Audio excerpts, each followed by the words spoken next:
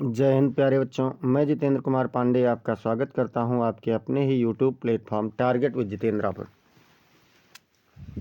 प्यारे बच्चों, UP board परीक्षा 2026 18 फरवरी से शुरू हो रहा है और 27 फरवरी को समाप्त हो रहा है। जो बच्चे लास्ट में सोच रहे हैं कि परीक्षा के टाइम पर रिवीजन करेंगे, उस बीच में उन्हें रिवीजन करने का मौका नहीं मिल पाएगा। जो साइंस साइड वाले बच्चे हैं, क्योंकि उन लोगों के पेपर में बस एक एक दिन का गैप है ज़्यादा से ज़्यादा, तो इसलिए पहले से ही तैयारी प्रिपेयर रहे खूब ज़बरदस्त। इसलिए आप लोगों का क्लास 12th का इंग्लिश का मॉडल पेपर 2026 का आज लेकर के आया हूं, जिसमें कंप्लीट इंग्लिश है। आप लोग आज देखेंगे 16वां मॉडल पेपर। इससे बाहर कुछ नहीं, ऐसी सीरीज लाई गई है, एग्ज़ाम में यहीं से आएगा। और अगर आप लोग अब तक चैनल को सब्सक्राइब नहीं किए हैं तो चैनल को सब्सक्राइब कर दीजिए, बेल आइकन दबा दीजिए, साथ ही साथ क्लास को लाइक करके इसे अपने मित्रों के पास में शेयर कर दीजिए। पुरानी क्लासेस को देखने के लिए चैनल पर विजिट कीजिए और वहां पर आप लोगों को मिल जाएगा पूरा प्लेलिस्ट, जहां से आप जाकर के क्लास को अपने देख सकते हैं। तो चलिए हम लोग शुरुआत करते हैं पहले प्रश्न से बिना किसी देरी के, सेक्शन ए से। और सेक्शन ए आपका होता है रीडिंग सेक्शन। क्या होता है बच्चों? तो रीडिंग सेक्शन होता है। क्वेश्चन नंबर 1 कह रहा है, read the following passage carefully and answer the questions that follow. नीचे दिए गए पैसेज को ध्यानपूर्वक पढ़िए और उससे संबंधित प्रश्नों के उत्तर दीजिए। जिसमें क्या है, कह रहे the persons who worked in the mines, खदानों में कार्य करने वाले लोग या वह लोग जो खदानों में कार्य करते थे, were mainly criminals or prisoners of war, मुख्य रूप से अपराधी या फिर युद्ध के कैदी थे। बट विथ दोज, लेकिन उनके साथ, there were many Romans of good family, कई अच्छे परिवार के रोमन लोग भी थे, रोमन के निवासी भी थे। Who were the innocent people, जो निर्दोष, innocent victims of the emperor's wrath, जो बादशाह के क्रोध के एक निर्दोष अधिकारी थे, या कह सकते हैं उनके क्रोध के शिकार थे। All alive we are forced to labour, सभी जीवित लोग मजदूर मेहनत करने के लिए, परिश्रम करने के लिए मजबूर होते थे। Without distinction of sex or birth, बिना जन्म या लिंग के भेदभाव के, मतलब सभी लोगों को कार्य करना होता था। The labourers wear under the eyes of ये मर्सीलेस ओवरसीयर, जो मजदूर होते थे ये एक निर्दयी देखरेख करने वालों, या कह सकते हैं कि जो देखरेख करने वाले हैं, उनके निगाहों के अंतर्गत होते थे। हु सोवर्ड ब्लोज अपॉन देम, जो उनके ऊपर मुक्कों का प्रहार करते थे या उन्हें मारते पीटते रहते थे। एट द स्लाइटेस्ट प्रोवोकेशन, थोड़े से भी विरोध पर या थोड़े से भी बातचीत पर। In order to keep down the expense, खर्चे को कम रखने के लिए। No clothes were provided for the prisoners, कैदियों के लिए कोई भी कपड़े नहीं दिए जाते थे। They and often they possessed not a rag to hide their nakedness, और कभी कभी वह अपने नंगेपन को छुपाने के लिए उनके पास एक फटे पुराने चीथड़े भी नहीं होते थे। इन गुड और बैड हेल्थ, मतलब अच्छे या बुरे स्वास्थ्य में। They were forced to work, उन्हें कार्य करने के लिए मजबूर किया जाता था। And neither the weakness of age, और ना तो उम्र की कमजोरी, नार द फीवर आर सिकनेस, ना ही बुखार या बीमारी, was regarded as proper cause, कोई उचित कारण के रूप में देखा जाता था। For the idleness even of an hour, मतलब एक दिन, एक घंटे के आराम के लिए भी उन्हें इन चीज़ों में भी छुट्टी नहीं दी जाती थी। Nor was there any chance to escape, ना ही वहाँ भागने का कोई अवसर था। फॉर संतरी were posted on every hill top, क्योंकि संतरी, संतरी मतलब जो देखने वाले होते हैं, पुलिसकर्मी या सुरक्षाकर्मी, प्रत्येक पहाड़ी पर पोस्टेड थे, लगे हुए थे। And soldiers were ready to give chase, और सैनिक उनका पीछा करने के लिए तैयार होते थे। शुड ये मैन एल्यूड द वॉचमैन, तो क्या कोई व्यक्ति ऐसे वॉचमैन को धोखा दे सकता था? So great were sufferings of life, इतनी अधिक जीवन की पीड़ाएं थी, that death was hailed with joy, कि मृत्यु को प्रसन्नतापूर्वक गले लगा लिया जाता था। And it was the dying man, और ये मरता हुआ व्यक्ति था, who possessed a single thought of happiness, जो प्रसन्नता का एक इकलौता विचार उसके मन में होता था।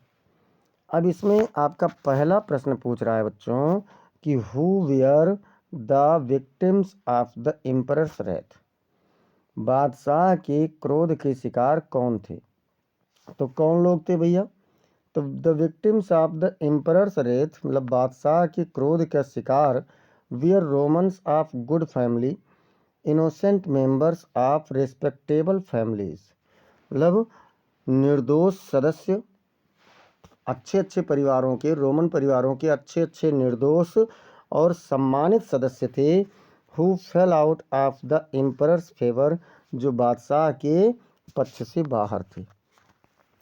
दूसरा क्वेश्चन कह रहा है इसमें B number, all alive were forced to labour, सभी जीवित लोग परिश्रम करने के लिए मजबूर थे। विदाउट डिस्टिंक्शन ऑफ सेक्स और बर्थ, बिना लैंगिक या मतलब जातिगत भेदभाव के। What do you mean by this statement, आपका इस कथन से क्या मतलब है? तो इस कथन का क्या मतलब बच्चों? The statement means every single living person, इस कथन का मतलब है कि प्रत्येक जीवित व्यक्ति रिगार्डलेस ऑफ जेंडर, मतलब वो चाहे लैंगिक भेदभाव से परे, मेल और फीमेल, चाहे पुरुष हो या स्त्री हो, आर सोशल स्टेटस यानी बर्थ या फिर उसके जातिगत स्थिति को ध्यान में नहीं दिया जाता था, वाज कंपेल्ड टू वर्क, उन्हें कार्य करने के लिए मजबूर किया जाता था। No one was exempt based on sex, class और लाइनेज, कोई भी व्यक्ति सिख मतलब लिंग, वर्ग या फिर अपने पीढ़ी दर पीढ़ी वाले परंपरा से स्वतंत्र नहीं होता था। अब इसके बाद में सी नंबर इसमें पूछ रहा है, why were clothes not provided for the prisoners, कैदियों के लिए कपड़े क्यों नहीं दिए जाते थे? तो भैया कैदियों को कपड़े क्यों नहीं दिए जाते थे? Clothes were not provided to cut down expenses, मतलब खर्चों को कम करने के लिए कपड़े नहीं दिए जाते थे। The overseers wanted to keep cost low, जो अधिकारी, उच्च अधिकारी लोग होते थे, वह खर्चों को, कीमतों को कम रखने के लिए leaving the prisoners with nothing to wear, कैदियों को कुछ भी ना पहनने के लिए छोड़ देते थे, अर्थात कोई भी कपड़े उन्हें नहीं देते थे। Often forced to labour naked, अक्सर मजबूर होकर के मजदूर लोग क्या होते थे? नंगे रहते थे। डी नंबर पूछ रहा है, why was death held with Joy, मृत्यु को प्रसन्नतापूर्वक गले क्यों लगाया जाता था? तो death was hailed with Joy, मृत्यु प्रसन्नतापूर्वक गले लगाई जाती थी, because life suffering was so extreme, क्योंकि जीवन की पीड़ाएं, कष्ट बहुत अधिक थे, दैट इतने अधिक थे, दैट द डाइंग सा रिलीज फ्रॉम अनएंडिंग पेन, कि जो मरता हुआ व्यक्ति होता था वो कभी ना समाप्त होने वाले दर्द को देखता था, मिजरी, संकट को देखता था, and forced labour as a relief, और मजदूरी से यानी परिश्रम से एक आराम के रूप में उसे देखता था। ई में पहला क्वेश्चन कह रहा है बच्चों कि find the word from the passage that means anger, क्रोध शब्द का सिनोनिम्स आपको पैसेज से ढूंढना है। तो the word that means anger is Wraith, Wraith शब्द मतलब भी क्रोध होता है और एंगर का मतलब भी क्रोध होता है, तो पैसेज में एंगर ना लेकर के रेथ शब्द लिया गया है। ई का दूसरा पूछ रहा है, explain sword blows as used in the passage, इस पैसेज में जो सोवर्ड ब्लोज यूज किया गया है उसका व्याख्या कीजिए। तो भैया sword blows is an expression sword blows मतलब मुक्कों का प्रहार एक भाव है। That means hitting or striking someone repeatedly, जिसका मतलब होता है कि बार बार किसी पर प्रहार करना या मारना। Profusely as it raining blows upon them, इतनी क्रूरता से कि मानो उसके ऊपर मुक्कों का बारिश हो रहा हो। और ई नंबर यानी इसमें तीसरा नंबर कह रहा है which word in the passage is the opposite of sadness, मतलब कि बीमारी तो सॉरी दुख का अपोजिट क्या है, तो इसमें जॉय शब्द है। अच्छा, लास्ट में हमने ध्यान नहीं दिया था, लास्ट में एक शब्द है हैप्पीनेस, तो अगर आप लोग हैप्पीनेस लिखेंगे तो ज़्यादा बेटर रहेगा। हैप्पीनेस आप इसमें लिखना तो वो आपके लिए ज़्यादा बेटर रहेगा। अब इसमें क्वेश्चन नंबर 2 कह रहा है, यानी बी, सेक्शन बी चलता है यहाँ से राइटिंग स्किल में। तो इसमें कह रहा है right an article on any one of the following topics in about 100 to 150 words. किसी भी एक विषय पर आप 100 से 150 शब्दों में एक निबंध लिखिए। टॉपिक कौन कौन से हैं? द सिटी लाइफ मतलब शहर का जीवन, need of technical education to provide employment रोजगार देने के लिए यांत्रिक शिक्षा की आवश्यकता, और तीसरा नंबर है सी नंबर है journey to a historical place मतलब किसी भी ऐतिहासिक स्थल की यात्रा। तो चलिए हम लोग बी नंबर पर देख लेते हैं, बी नंबर वाला कि need of technical education to provide employment मतलब रोजगार देने के लिए तकनीकी शिक्षा की आवश्यकता। In an era defined by rapid digital transformation and automation, मतलब एक युग में जो डिजिटल रूप से तीव्र परिवर्तन और स्वचालन के एक युग में technical education has become the cornerstone for sustainable employment, मतलब उचित या स्थायी रोजगार के लिए तकनीकी शिक्षा एक अहम पद है, अहम कदम है, या कह सकते हैं मुख्य भूमिका निभाता है। अनलाइक ट्रेडिशनल डिग्री मतलब पारंपरिक उपाधियों के अतिरिक्त प्रोग्राम्स मतलब जो योजनाएं हैं that often focus on theoretical knowledge, जो केवल अक्सर सैद्धांतिक जानकारी पर केंद्रित करता है, उसके समान या कह सकते हैं उससे भिन्न होकर के technical and vocational courses equip learners with practical, तकनीकी और दूरस्थ शिक्षाएं जो हैं ये क्या करती हैं, सीखने वालों को या लर्नर को एक प्रयोगात्मक अवसर देती हैं, सुसज्जित करती हैं। जॉब रेडी स्किल्स, कोडिंग मतलब जिसमें वो उन्हें जॉब जैसे जो नौकरी के लिए तैयार करने वाली कुशलताएं वो कौन कौन सी, कोडिंग है, डाटा एनालिटिक्स है, एआई है, मैचेट्रॉनिक्स है, रिन्यूएबल एनर्जी सिस्टम्स है, ये सभी चीज़ें हैं।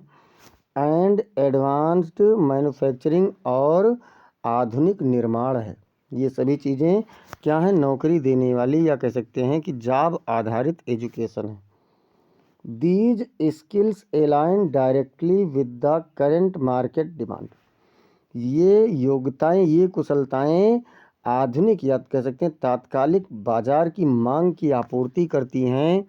Where sectors such as information technology, जहां पर कि जो विभाग हैं जैसे कि सूचना तकनीकी, मैन्युफैक्चरिंग मतलब निर्माण, कंस्ट्रक्शन मतलब संरचना, हेल्थ केयर टेक्नोलॉजी मतलब स्वास्थ्य संबंधी तकनीकियाँ, एंड ग्रीन एनर्जी रिपोर्ट और हरित ऊर्जा की जो सूचना है, इस शॉर्टेज ऑफ क्वालिफाइड पर्सनल, इसमें कुशल लोगों की कमी है, तो इसलिए इसकी आवश्यकता ज़्यादा है।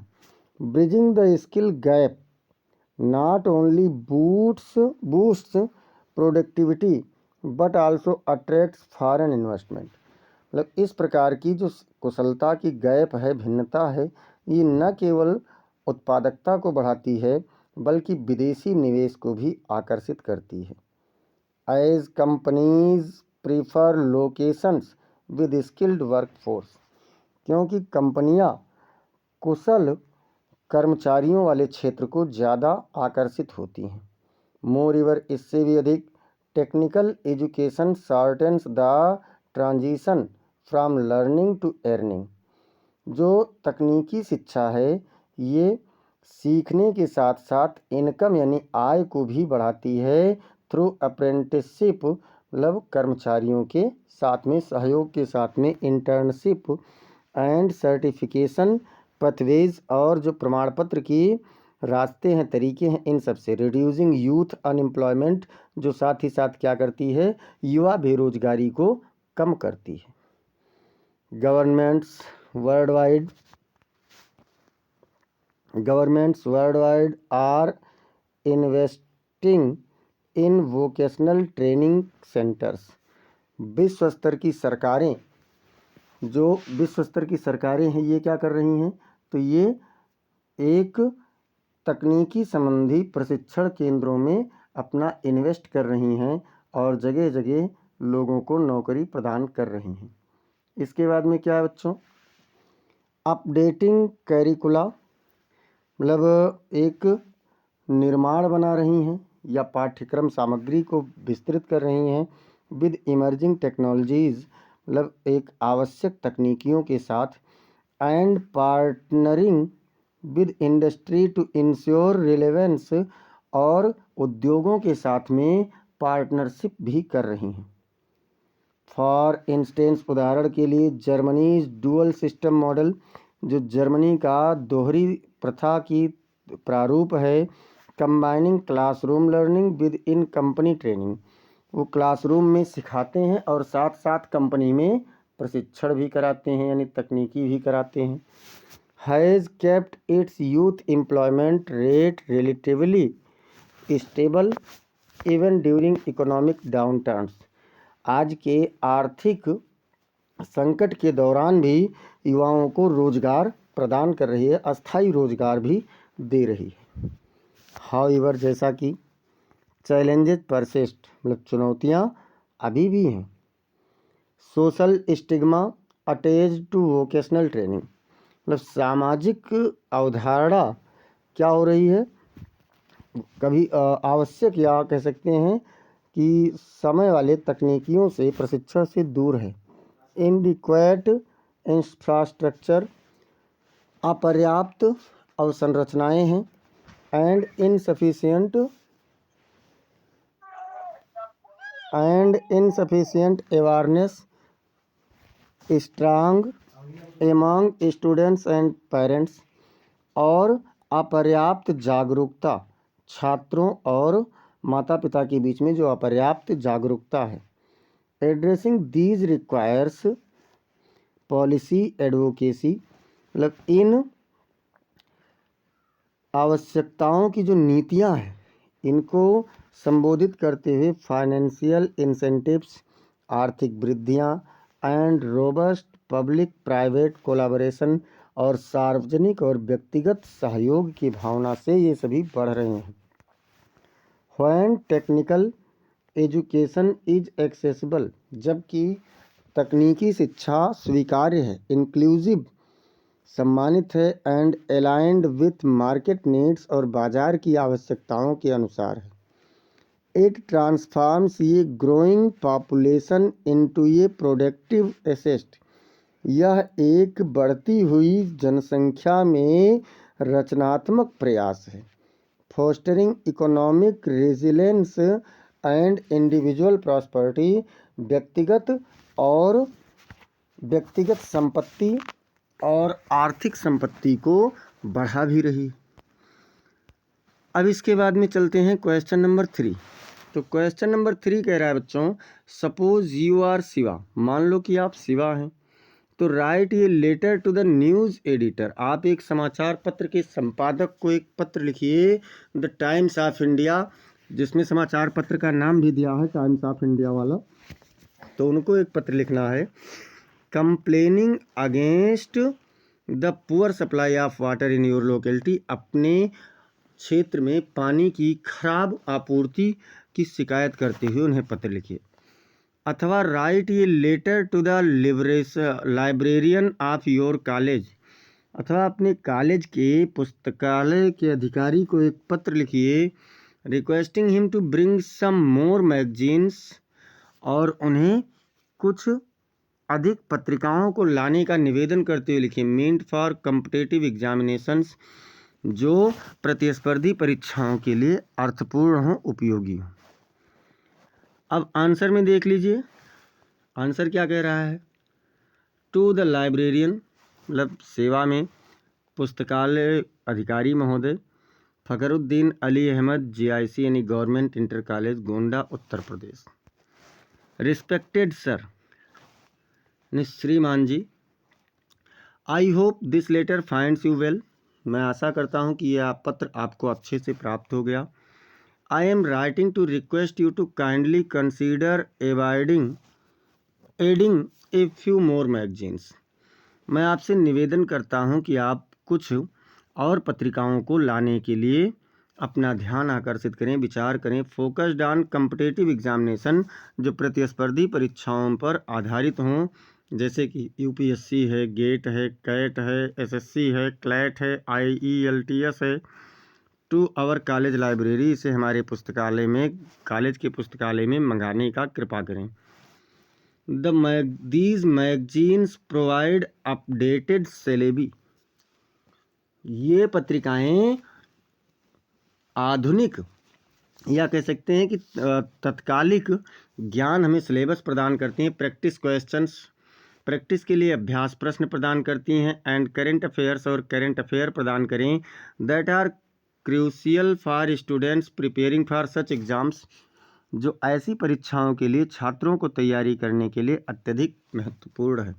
हाउएवर, जैसा कि the current collection is limited, जो करेंट का यानी आधुनिक संग्रह ये बहुत सीमित है। And often out of stock, और अक्सर स्टॉक से वंचित है। Adding a few more titles would greatly benefit the student community, इस प्रकार के जो शीर्षक हैं, इनको जोड़ने से छात्र समुदाय को बहुत अधिक लाभ होगा। And support their career aspirations, और उनके कैरियर के निर्माण में उनका बहुत मदद करेगा। आई वुड बी ग्रेटफुल, मैं बहुत आभारी रहूँगा। If you could look into this matter at the earliest, यदि आप इस मामले में शीघ्र से शीघ्र ध्यान दें। Thank you for your understanding and support, आपकी समझने के लिए और मदद करने के लिए आपको बहुत बहुत धन्यवाद। योर सिंसियरली, आपका बहुदीय यक्स, यहाँ पर डेट डाल देंगे 24/11/2025, जैसा कि जो भी परीक्षा का डेट है वो डेट डालना तो ज़्यादा बेटर रहेगा। अब इसके बाद चलते हैं अगले प्रश्न पर। उससे पहले एक बार सभी लोग क्लास को लाइक और शेयर कर दीजिए, और अगर अब तक सब्सक्राइब नहीं है तो सब्सक्राइब भी कर लीजिए। चलिए देखते हैं सेक्शन सी। सेक्शन सी कह रहा है बच्चों, ग्रामर सेक्शन है।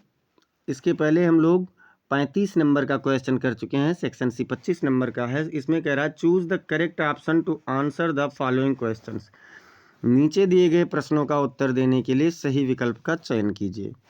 अब इसमें ए नंबर कह रहा है, a state where all religions are respected and practised is called, एक ऐसा राज्य जहाँ पर सभी धर्म के लोग रहते हों और अपना पूजा पाठ करते हों, उसे क्या कहते हैं। अनडेमोक्रेटिक, मतलब असंवैधानिक, क्या कहते हैं, अलोकतांत्रिक। डेमोक्रेटिक मतलब लोकतांत्रिक, थियोक्रेसी मतलब सैद्धांतिक, या फिर सेकुलर यानी धर्मनिरपेक्ष। तो बच्चों, जहाँ सभी धर्मों के लोगों के साथ समान व्यवहार होता है उसे हम लोग धर्मनिरपेक्ष कहते हैं, कि किसी को बाध्य नहीं किया जा सकता। बी नंबर कह रहा है, the phrase fall flat means, fall flat का अर्थ क्या होगा। To succeed in one effort, मतलब एक ही प्रयास में सफल होना, या to get what one wants, उस चीज़ को पाना जिसे कोई चाहता हो, या फिर to fail to produce the effect that somebody wants, या ऐसे प्रयास को उत्पन्न करने में असफल होना जिसे कोई चाहता हो, या फिर टू फेल टू क्लिम्ब अप, ऊपर चढ़ने में असफल होना। तो बच्चों, किसी पर ऐसा प्रभाव जमाने में असफल होना जिसको वह चाहता हो, यानी कि सी वाला विकल्प आपका बिल्कुल सही आंसर हो जाएगा। क्वेश्चन नंबर सी कह रहा है, इसका 4 का सी है, the synonyms of illustrious, illustrious का पर्यायवाची क्या है। फेलियर होगा, या रिनोन्ड होगा, या इंड्योरिंग होगा, या फिर बोथ वन एंड थर्ड होगा।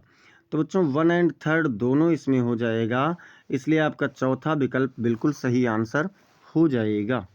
डी नंबर कह रहा है कि which of the following sentences is are correct, मतलब नीचे दिए गए वाक्यों में से कौन से वाक्य सही हैं। I know the boy whom you teach, मैं उस लड़के को जानता हूँ जिसे तुमने पढ़ाया, तो अभी तक तो ये करेक्ट है। I bought a book but which I did not like, मैंने एक किताब खरीदा लेकिन जिसे मैंने पसंद नहीं किया। Each of them got their pay, उनमें से प्रत्येक ने अपना भुगतान प्राप्त किया। और much books should not be read, बहुत अधिक किताबें नहीं पढ़नी चाहिए। ध्यान दीजिए यहाँ पर। अब यहाँ पर अगर हम बात करें तो जो दियर है बच्चों, ईच लग गया तो एक वचन हो गया, दियर नहीं, यहाँ पर हिज होना चाहिए तभी सही होता, तो ये हो गया गलत। Much books should not be read, अधिक किताबों को नहीं पढ़ा जाना चाहिए। क्या होगा इसका, सही होगा कि गलत होगा? अच्छा ये क्या है, I bought a book but which, ये भी गलत हो गया। तो ए और डी अभी सही आपका चल रहा है। अब चलते हैं यहाँ ऑप्शन में देखते हैं, ओनली ए ही सही होगा, डी भी नहीं सही होगा, तो ओनली ये वाला आपका पहला ऑप्शन बिल्कुल सही आंसर हो जाएगा। अगला क्वेश्चन आप लोगों का ई नंबर कह रहा है सिनोनिम्स ऑफ एक्सपेडिट, एक्सपेडिट का सिनोनिम्स क्या है? बिगिन होगा या फिर स्टार्ट होगा या फिर फ्लो होगा या डिले होगा। तो बच्चों एक्सपेडिट मतलब प्रत्याशित, यानी कि जिसकी आशा की जाए, अर्थात यहाँ पर आशा करना है तो कुछ देरी लगेगी, यानी डिले आपका सही ऑप्शन हो जाएगा। अब हम लोग चलते हैं क्वेश्चन नंबर 5, और क्वेश्चन नंबर 5 आपसे कह रहा है change any one of the following into indirect speech, किसी भी एक को आप इनडायरेक्ट स्पीच में बदल दीजिए। द बॉयज सेड, लड़कों ने कहा, hurrah we have won the match, वाह हम मैच जीत गए हैं। अब इसका जब हम लोग इनडायरेक्ट बनाएंगे तो क्या हो जाएगा, ये आपका देखिए, hurrah we have won the match exclamatory sentence है, तो लिखेंगे the boys exclaimed with joy, hurrah है तो जॉय लगेगा, दैट लगेगा, वी की चेंजिंग द बॉयज से होगी तो दे हो जाएगा। उसके बाद में पास्ट परफेक्ट, ये वाला पास्ट में है तो पास्ट परफेक्ट में जाएगा, हैड हो जाएगा, von the match. The boys exclaimed with Joy that they had von the match.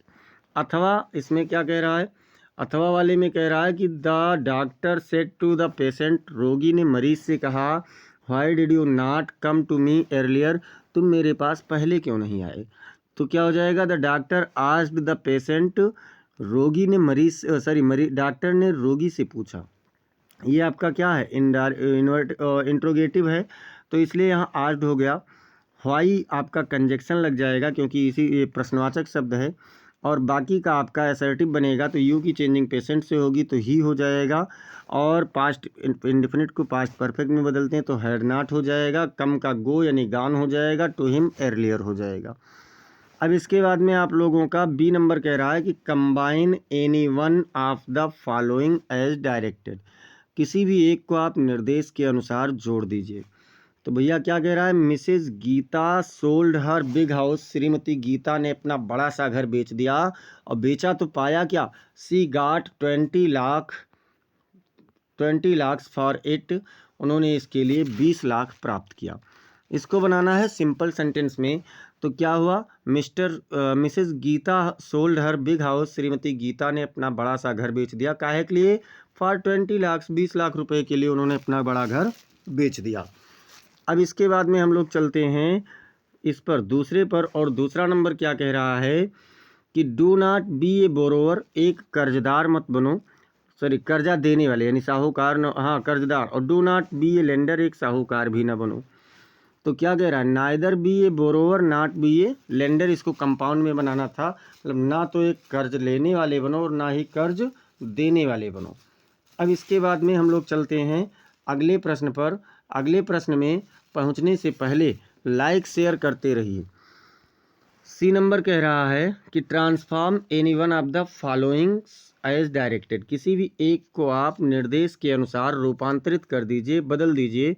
जिसमें आपका निर्देश क्या दे रहा है, कह रहा है kabaddi is one of the most popular games in India, kabaddi Bharat के सबसे अधिक प्रसिद्ध खेलों में से एक है। और इसको करना क्या है, पॉजिटिव डिग्री में बदलना है, किस में बदलना है बच्चों, तो इसे आपको पॉजिटिव डिग्री में बदल देना है। तो चलिए बदल देते हैं पॉजिटिव डिग्री में और देख लेते हैं कि क्या है।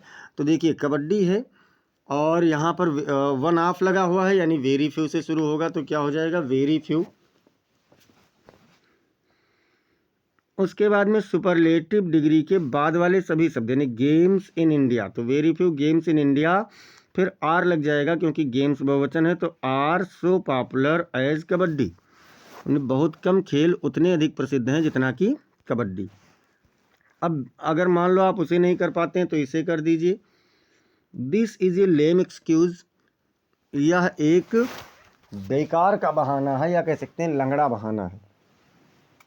तो इसको आपको बनाना है एक्सक्लेमेटरी सेंटेंस। तो क्या करेंगे, कर दीजिए भैया what A lame excuse this is, मतलब ये कितना अद्भुत या कह सकते हैं बेकार का बहाना है। इसके बाद में डी नंबर कह रहा है correct any one of the following sentence, किसी भी एक वाक्य को आपको सही करना है। This man is bent in down और डूइंग मिसचिप्स, ये व्यक्ति शरारत करने में क्या है, तो सुस्त है। तो बेंट ऑन होता है और मिसचिप्स नहीं मिसचिफ होता है, बस बाकी और आपका सही है।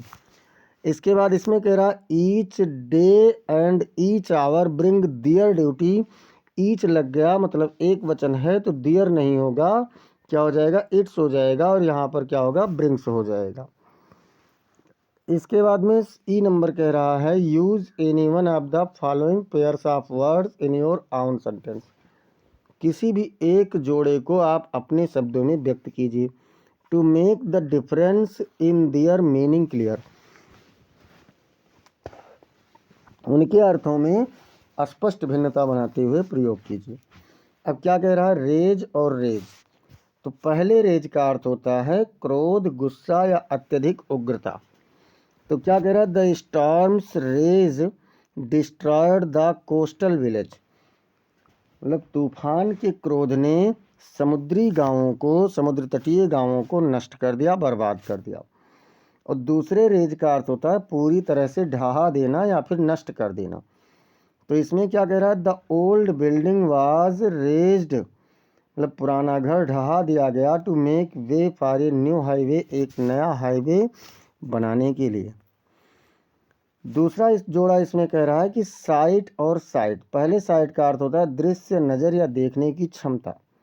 तो the sunrise over the mountains was a breathtaking science, मतलब जो पहाड़ी के ऊपर का सूर्योदय का दृश्य था वो एक सांस लेने वाला दृश्य था। और दूसरे साइड का मतलब होता है उद्धरण देना या प्रमाण के रूप में उल्लेख करना। तो you must site your sources in the, क्या है इन द रिसर्च पेपर, तुम्हें अनुसंधान कागज में अपने स्रोतों को प्रमाणित करना चाहिए। क्वेश्चन नंबर 6 कह रहा है translate the following passage into English, मतलब किसी नीचे दिए गए पैसेज का आपको अंग्रेजी में अनुवाद करना है। चलिए कर देते हैं भैया। एक दिन अब्दुल रहीम खान खाना एक नगर से दूसरे नगर जा रहे थे। वन डे मतलब एक दिन, Abdul Rahim Khan Khana was travelling from one city to another, मतलब एक नगर से दूसरे नगर जा रहे थे। रास्ते में वह अपने साथियों के साथ एक सड़क के किनारे ठहरे। तो ऑन द वे मतलब रास्ते में, ही एंड हिज कंपेनियंस, वह और उनके साथी stopped by the side of A road, एक सड़क के किनारे ठहर गए, रुक गए। एक आदमी उधर से गुजरा, तो क्या हो जाएगा a man passed, a man passed by, एक व्यक्ति उधर से गुजरा। उसने उसके पास एक शीशी थी, तो सीधे कह दीजिए कैरिंग ये बॉटल, जब एक शीशी लिए हुए गुजरा। उसमें बहुत थोड़ा सा पानी था, क्या है उसमें बहुत थोड़ा सा पानी था। तो there was very little water, very little मतलब बहुत थोड़ा सा, there was very little water in it, उसमें बहुत थोड़ा सा पानी था। उसने शीशी को झुकाया और सीधा कर लिया। क्या हुआ, उसने शीशी को झुकाया और सीधा कर लिया। तो ही tilted the bottle and then set it upright again. tilted मतलब होता है झुकाना, उसने शीशी को थोड़ा सा झुकाया और फिर इसे सीधा कर लिया। खान खाना समझ गए थे कि वह एक सम्मानजनक व्यक्ति है और निर्धन हो गया है। खान खाना क्या समझ गए कि वह एक सम्मानजनक व्यक्ति है और अब निर्धन हो गया। तो खान खाना understood that he was a respectable person who had fallen into poverty. उन्होंने उसे अपने पास बुलाया और उसे अपना मित्र बना लिया। तो क्या किया? ही कॉल्ड हिम ओवर, अपने पास बुला, and made him his friend, और उसे अपना मित्र बना लिया। अब यहाँ से हम लोग चलते हैं अगले सेक्शन पर, सेक्शन डी लिटरेचर वाले पर। तो सभी लोग एक बार क्लास को लाइक कर दीजिए, शेयर कर दीजिए जोरदार तरीके से, और इसे आप अपने मित्रों के पास में शेयर करने के साथ साथ अगर अब तक सब्सक्राइब नहीं किए हैं तो सब्सक्राइब भी करते रहिए। चलिए सेक्शन सी डी में कह रहा है क्वेश्चन नंबर 7 कि answer the following questions in about 40 words each. प्रत्येक प्रश्नों का उत्तर आप लगभग 40 शब्दों में दीजिए। What did the makeup room look like? श्रृंगार कक्ष कैसा दिखता था? तो भैया the makeup room was cramped, smoky mirrors lined with flickering bulbs. जो श्रृंगार कक्ष था वो सकरा था, धुएं जैसे मिरर थे यानी धूमिल दर्पण थे जो पंक्तियों से उसमें बल्ब लगे हुए थे फड़फड़ाते हुए। पाउडर डस्ट स्वेरलिंग, चारों ओर पाउडर के धूल उड़ रहे थे। क्रैक्ड चेयर्स, टूटी हुई कुर्सियां थी। हरीड चैटर, जल्दी जल्दी की बातें थी। And a chaotic blend of creams, और कई प्रकार की क्रीमें थी। ब्रशेज रखे हुए थे। And the lingering scent of cheap perfume, और सस्ते परफ्यूम की सुगंध भी ठहरी हुई थी। A backstage chaos that felt like creation, एक शोर शराबा मंच के पीछे होता था जिससे पता चलता था कि कुछ निर्माण हो रहा है। अथवा मान लो आप इसे नहीं कर पा रहे हैं तो आप इसे कर देना। What did Sophie's brother Geoff do when he was out of school? Sophie का भाई जॉफ क्या करता था जब वह स्कूल से बाहर होता था? तो स्कूल से बाहर होने पर जॉफ क्या करता था बच्चों? आफ्टर स्कूल मतलब स्कूल के बाद जॉफ worked at the small motor workshop. जॉफ एक छोटे से मोटर वर्कशॉप में कार्य करता था। फिक्सिंग बाइक्स, लर्निंग मैकेनिक्स मतलब मोटरसाइकिलों को बनाता था और यांत्रिकी को सीखता था, मशीनों के बारे में वो सीखता था। Saving money two by A motor bike, एक मोटरसाइकिल खरीदने के लिए रुपयों को बचाता था। ड्रीमिंग ऑफ एडवेंचर, जिसमें साहसिक कार्यों के स्वप्न देखता था। And supporting his families modest needs, और अपने परिवार की छोटी मोटी आवश्यकताओं की पूर्ति करता था। बी नंबर क्या कह रहा है बच्चों? तो बी नंबर कह रहा है what did M Hamel write on the blackboard with a piece of chalk? Chalk के एक टुकड़े से एम हैमल ने श्याम पट पर क्या लिखा? M Hamel wrote, M Hamel ने लिखा वाइव ला फ्रांस मतलब फ्रांस जिंदाबाद, यानी लॉन्ग लिव फ्रांस अर्थात फ्रांस जिंदाबाद। On the blackboard with a piece of chalk मतलब चाक से उन्होंने क्या लिखा कि वाइव ला फ्रांस, जिसका अर्थ क्या होता है फ्रांस जिंदाबाद। Then turn to the students, फिर छात्रों की ओर मुड़े। हिज वॉइस ट्रेम्बलिंग, उनकी आवाज़ कांप रही थी। As it was his last lesson in the story, the last lesson, क्योंकि द लास्ट लेसन कहानी में यह उनका अंतिम पाठ था। तो अंतिम पाठ था इसीलिए उनकी आवाज़ कांप रही थी। अथवा मान लो आप इसे नहीं कर पा रहे हैं तो इसको कर लेना। What did the young girl find in the package? उस छोटी लड़की ने पैकेज में क्या पाया? व्हेन सी ओपनड इट, जब उसने इसे खोला। इन the lesson the red trap, उस मतलब युवती ने क्या पाया था जो रेड ट्रैप कहानी में था पैकेज को खोलने पर? तो she open the package to find, उसने पैकेज को खोला तो क्या पाया? 30 क्रोनर्स इन क्रिस्प नोट, मतलब मुड़े तुड़े हुए 30 क्रोनर के नोट थे। एंड ए नोट सेइंग, और इसमें एक लिखा हुआ कागज भी था जिस पर कहा गया था it was a return for her stolen money, कि ये उसके चुराए हुए रुपए की वापसी था। Revealing the peddler's unexpected redemption, and kindness, जो उस फेरी वाले के अप्रत्याशित व्यवहार और दयालुता का एक प्रस्तुतिकरण कर रहा था। क्वेश्चन नंबर 8 कह रहा है बच्चों, answer any one of the following questions in about 80 words. किसी भी नीचे दिए गए किसी भी एक प्रश्न का उत्तर आपको लगभग 80 शब्दों में देना है। Why did Gandhi ji not like Charles Freer Andrews to stay in Champaran? Gandhi ji क्यों नहीं पसंद करते थे कि चार्ल्स फ्रीर एंड्रयूज चंपारण में ठहरें? तो चलिए देख लेते हैं। गांधी जी ने महसूस किया दैट चार्ल्स फ्रीर एंड्रयूज, कि चार्ल्स फ्रीर एंड्रयूज दो ये डिवोटेड फ्रेंड एंड सपोर्टर, यद्यपि वह इनका एक समर्पित मित्र और सहयोगी था, should not stay in Champaran, Champaran में उसे नहीं ठहरना चाहिए। बिकॉज, क्योंकि his presence could attract unwanted official attention, उसकी जो उपस्थिति थी वो अधिकारियों के ध्यान को बेकार में आकर्षित कर लेती, and suspicions from the British administrations, और अंग्रेजी सरकार के प्रशासन के संदेह को आकर्षित करती। By keeping the movement locally rooted and staffed by Indians, मतलब विशेष रूप से स्थानीय रूप से इस आंदोलन को भारतीयों के सहयोग से चलाना चाहते थे। Gandhi wanted to demonstrate, Gandhi ये संकेत देना चाहते थे that the struggle was an indigenous, कि ये जो संघर्ष था ये बिना किसी के मदद के था, सेल्फ रेलियंट एफर्ट, और एक आत्मनिर्भर प्रयास था।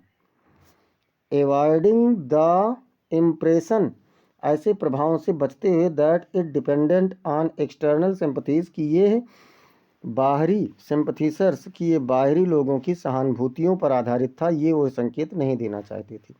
मोर ओवर, इससे भी अधिक ही बिलीव्ड, विश्वास करते थे that Indian volunteers should bear responsibility, कि जो भारतीय अगवा लोग थे, जिम्मेदार लोग थे, उनको अपनी जिम्मेदारी समझना चाहिए, एंड लीडरशिप, और अपना नेतृत्व समझना चाहिए। स्ट्रेंथनिंग द स्पिरिट ऑफ सत्याग्रह, जिसमें वो सत्याग्रह की आत्मा को मजबूत कर रहे थे, एंड नेशनल सेल्फ रिलायंस, और राष्ट्रीय आत्मनिर्भरता को मजबूत कर रहे थे। दस, इस प्रकार से ही politely asked Andrews to leave, उन्होंने विनम्रतापूर्वक एंड्रयूज से चले जाने के लिए कहा। अब बी वाला क्या कह रहा है? तो बी वाला कह रहा है कि why does Douglas as an adult recount a childhood experience of terror and his conquering of it, कि मतलब डगलस किस प्रकार से एक वयस्क अपने बचपन की यादों को डरते हैं, अपनी बचपन की यादों से डरते हैं और कैसे इसे जीतते हैं।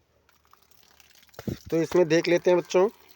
Douglas recounts his childhood drowning, Douglas अपने बचपन के डूबने की आदत को, यानी कि भय को, घटना को याद करते हैं।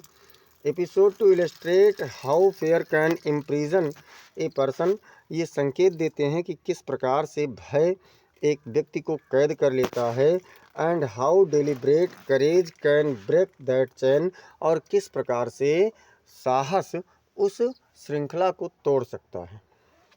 बाय रिलीविंग द टेरर, भय का अनुभव करते हुए, he shows the lasting psychological scar it is left, वो इस मनोवैज्ञानिक दाग को, धब्बे को दिखाते हैं जो अंत तक बना रहता है। Emphasizing that confronting fair is essential, ये दृढ़ करते हुए कि जो भय है वो महत्वपूर्ण है फॉर पर्सनल ग्रोथ, व्यक्तिगत विकास के लिए बहुत ही महत्वपूर्ण है। Sharing it also highlights his belief, इस पर अपने विश्वास को भी प्रकट करते हुए बताते हैं that survival and resilience are earned through conscious effort, कि जो जीवित रहने की भावना है और आत्मनिर्भरता है, ये एक जागरूक चेतना से, या कह सकते हैं जागरूक प्रयास से ही सफल हो सकता है। ऑफरिंग रीडर्स होप, जिसमें पाठकों को एक प्रकार की आशा प्रदान करते हैं, that they too can overcome, कि वह भी जीत सकते हैं, डीप एनेक्सिटीज अपने भारी चिंताओं को, कि वह भी अपने भारी चिंताओं को जीत सकते हैं और क्या कर सकते हैं इसके साथ साथ बच्चों। 10 इस प्रकार से the narrative serves both therapeutic reflection, मतलब ये जो रचना है ये दोनों प्रकार से सेवा करता है, जिसमें एक उपचारात्मक प्रतिक्रिया है and N inspirational message about करेज, और साहस के बारे में एक प्रेरणादायक इंस्पायरेशनल मतलब एक प्रेरणादायक संदेश भी प्रदान करता है। चलते हैं क्वेश्चन नंबर 9 पर। उससे पहले एक बार सभी लोग लाइक कर दीजिए, शेयर कर दीजिए और सब्सक्राइब करते रहिए। क्वेश्चन नंबर 9 कह रहा है, read the following extract carefully, नीचे दिए गए अंश को ध्यानपूर्वक पढ़िए and answer the questions that follow, और उससे संबंधित प्रश्नों के उत्तर दीजिए। व्हेन आंट इज डेड, जब चाची मर जाती हैं, हर टेरिफाइड हैंड्स विल लाई, तो उनके भयभीत हाथ लटके होते हैं, पड़े पड़े रहेंगे। स्टिल रिंग्ड विद ऑर्डियल्स, अभी भी उस आभूषण के अंगूठी को पहने हुए। सी वाज मास्टर्ड बाई, जिसके द्वारा उन पर हक किया गया था। The tigers in the panel that C made, वह बाघ जिन्हें उन्होंने उस पर्दे पर बनाया था। विल गो ऑन प्रेंसिंग, उछल कूद जारी रखेंगे। प्राउड एंड अनअफ्रेड, मतलब गर्व से और बिना भयभीत हुए।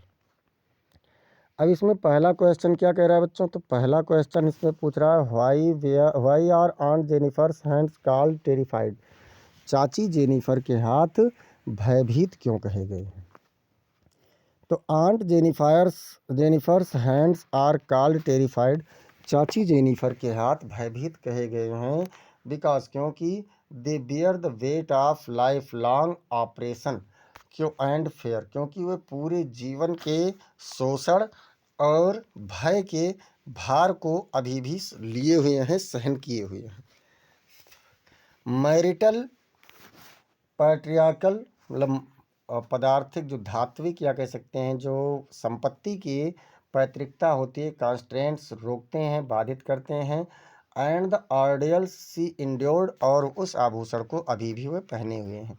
The terror is reflected in the trembling, भय को एक कपकपाहट में प्रदर्शित किया गया है। ट्रिमर फील्ड, जो झनकार से भरा हुआ है। मूवमेंट्स मतलब गति से ऑफ हर हैंड्स, उनके हाथों के। Still marked by the rings that symbolised her subjection, अभी भी उस अंगूठी को पहने हुए है जो उनके अधिकार को प्रदर्शित करता है, उनके अधिकृत होने को प्रदर्शित करता है।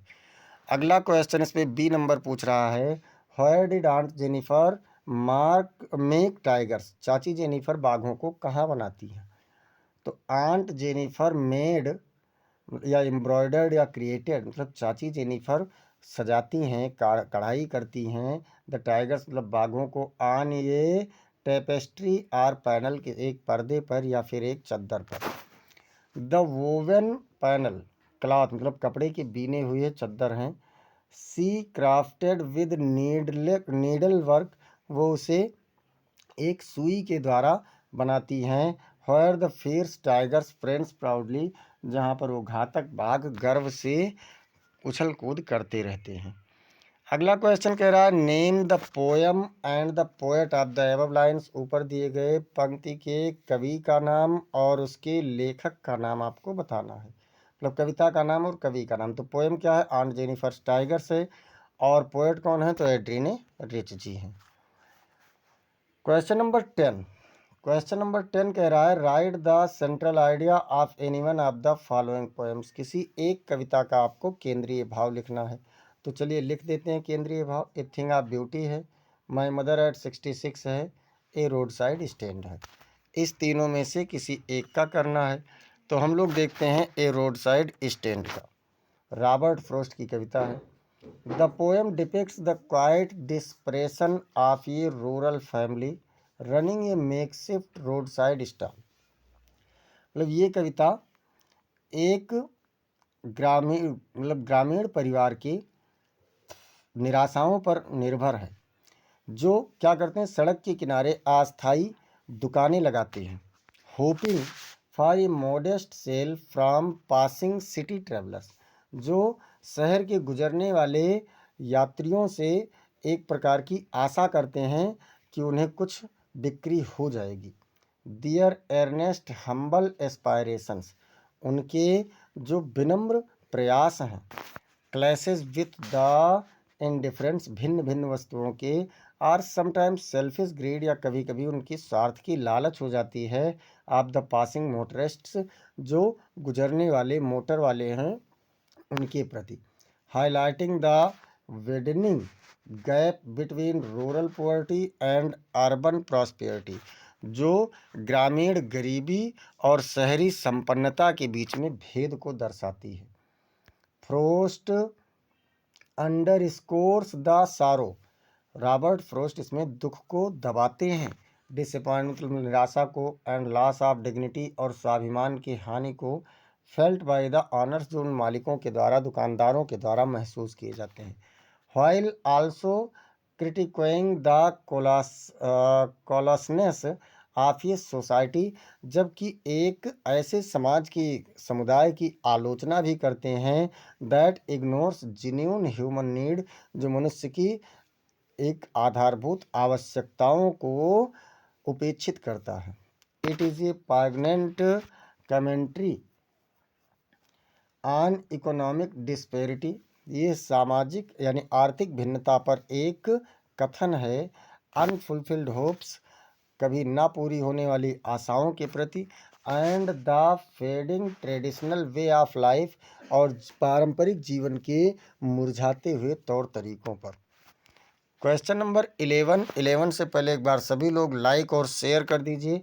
और 11 नंबर कह रहा है, answer the following questions in about 40 words each, आपको प्रत्येक प्रश्नों का उत्तर लगभग 40 शब्दों में देना है।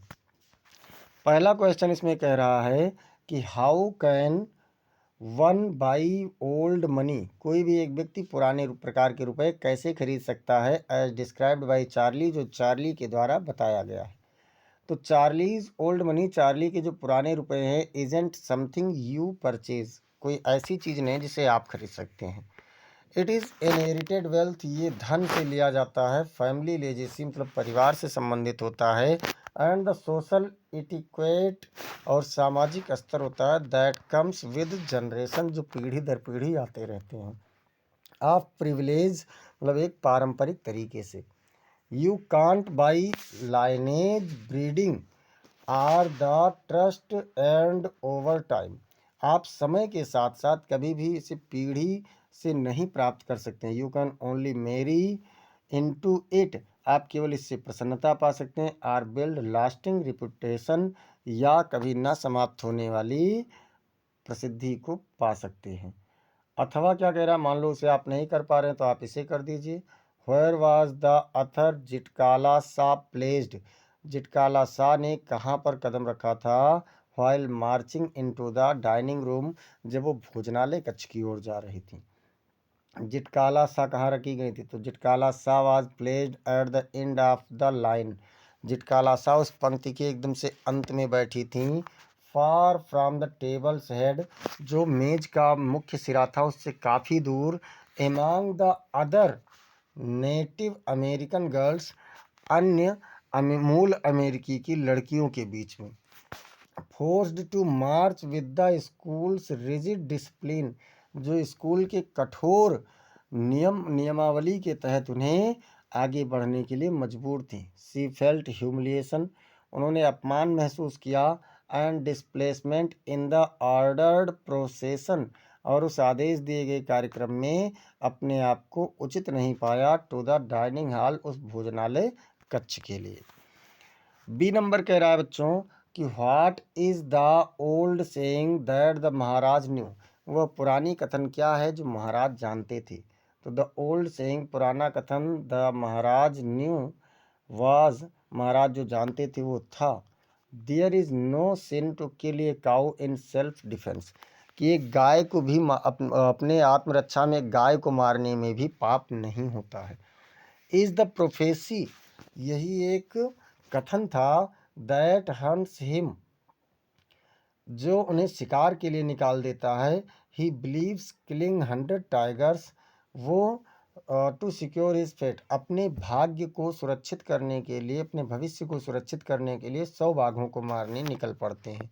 And the 100 tigers absence spells his doom, और 100वें बाघ की अनुपस्थिति उनकी मृत्यु का कारण बन जाती है, उनकी समाधि को खड़ा कर देती है। अब अथवा मान लो आप इसे नहीं कर पा रहे हैं तो आप इसे कर लेना। व्हाट हैड द अथर बामा not heard when she was studying in the 3rd class. लेखिका बामा ने क्या नहीं सुना था जब वह 3री क्लास में थी। तो बामा had never heard the word indispensable, मतलब भेदभाव शब्द को बामा ने कभी भी नहीं सुना था while studying in 3rd class, जब वो 3री कक्षा में पढ़ रही थी। सी इनकाउंटर्ड इट लेटर, उन्होंने इस पर बाद में सुना। Realising it described the demeaning treatment, ये समझा कि बेकार के या कह सकते हैं व्यर्थ के उपचार होते हैं, व्यवहार होते हैं ऑफर कम्युनिटी जो उनके समुदाय के प्रति था। एक्सपोजिंग कास्ट ऑपरेशन, जातिगत शोषण को प्रकट करते हुए she was unaware of before, वो इसके बारे में पहले अनभिज्ञ थी।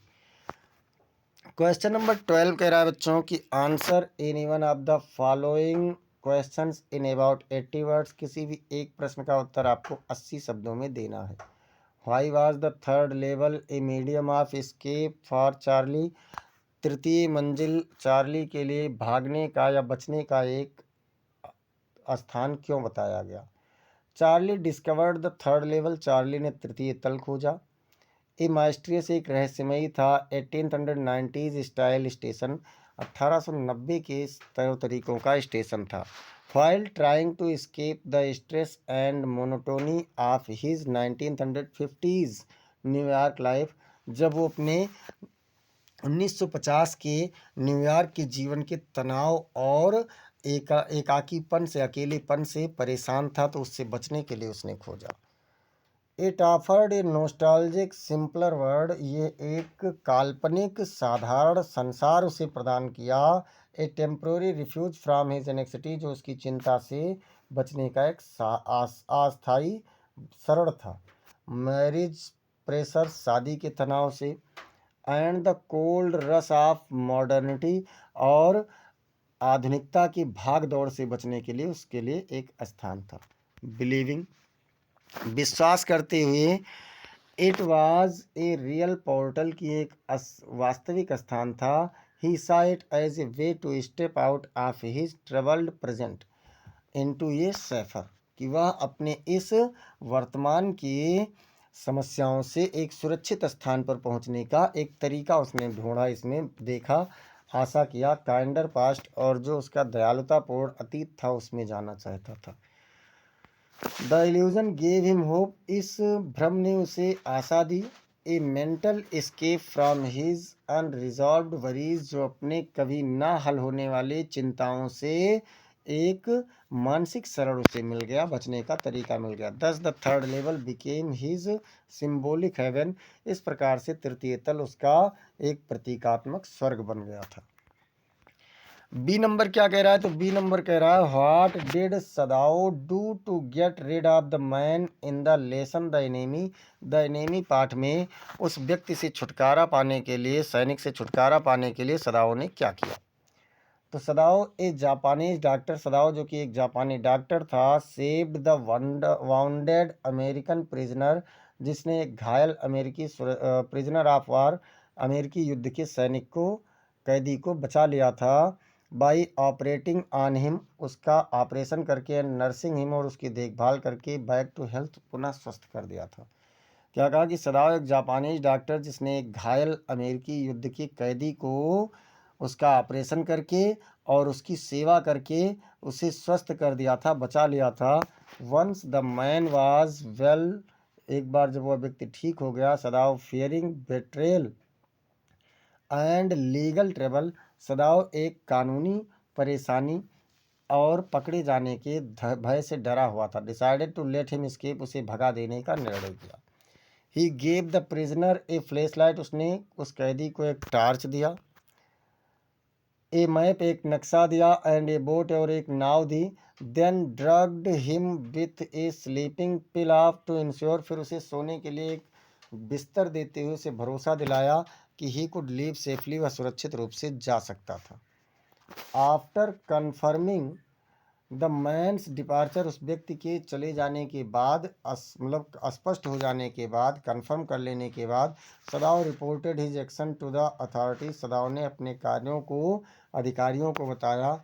Accepting responsibility for his humanitarian deed, अपने उस मानवतापूर्ण कार्य की जिम्मेदारी को लेते हुए। This act showed his duty conflict between loyalty and humanity, ये कार्य उसके जिम्मेदारी और मानवता दोनों के बीच में, एक कर्तव्यों के बीच में एक संघर्ष को प्रकट करता है।